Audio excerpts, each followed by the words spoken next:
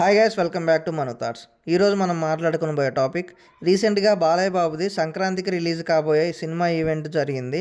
ఆ ఈవెంట్లో తమనన్నని పుష్ప 2 గురించి అడిగితే మనకు ఒక క్లారిటీ అయితే ఇచ్చాడు.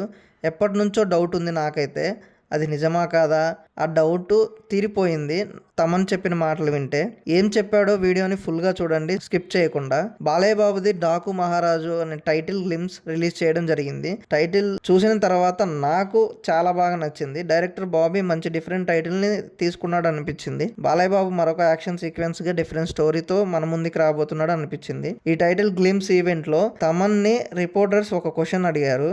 అదేంటంటే, సంక్రాంతికి 2 పెద్ద సినిమాలు ఉన్నాయి, అలాంటిది ఇప్పుడు పుష్ప 2లో మీరు మ్యూజిక్ కంపోజ్ చేస్తున్నారా లేదా అని అడిగారు. తమన్ రిప్లై ఇస్తూ ఏమన్నాడంటే, నేను ఒక పార్ట్ పుష్ప 2లో మొత్తం బాధ్యత తీసుకోలేకపోయాను. చాలా పెద్ద సినిమా అది.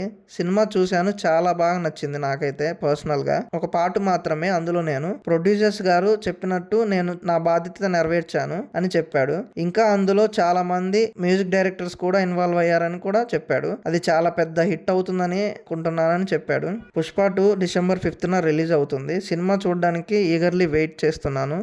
తమనన్న మ్యూజిక్ సినిమాలో ఎలాంటి ప్రభావితం చూపుతుందో, ఎలా ఉంటుందా అనుకుంటున్నారు కింద కామెంట్ చేయండి. మరిన్ని టాపిక్స్ కోసం please subscribe to my channel.